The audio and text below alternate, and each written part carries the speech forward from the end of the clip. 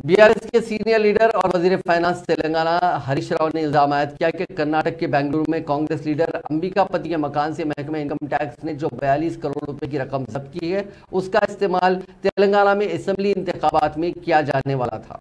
BRS ने ये इल्जाम भी आयद किया कि अपोजिशन कांग्रेस ने रियासत में आने वाले असेंबली इंतखाबात में पार्टी उम्मीदवारों की फंडिंग के लिए कर्नाटका से 1500 करोड़ रुपए रवाना करने की मनसूबाबंदी भी की है। वजीर फाइनेंस ने यह भी इंकशाफ किया कि 1500 करोड़ रुपए की मिन जुमला ज्यादातर रकम तमिलनाडु के चेन्नई और हैदराबाद को पहले ही पहुंच चुकी है।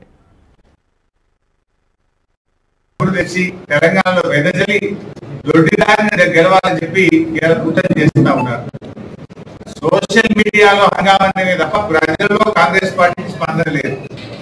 ఏమున్నా అంత సోషల్ మీడియాలో ఫేక్ మీడియా సంస్థల్ని పెట్టి వాళ్ళు గోవల్స్ ప్రచారం చేసి లబ్ధి పొందాలని ప్రయత్నం చేస్తా ఉన్నారు. ఆనాడు 40% కమిషన్ అని మాట్లాడే కాంగ్రెస్ పార్టీ ఇవాళ 50% కమిషన్ కు కర్ణాటకలో వసూలు చేస్తా ఉంది.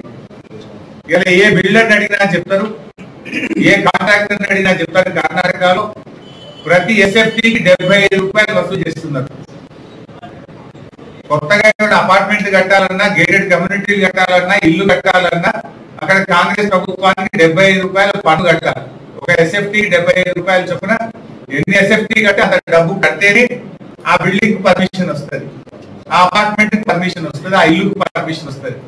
డబ్బులు కట్టింది ఇల్లు కట్టడానికి అనుమతి రాని పరిస్థితి ఇలా బెంగళూరులో ఉంది. అవినీతి మయమైపోయింది కర్ణాటక రాష్ట్రం. ఆ అవినీతి సొమ్ముతో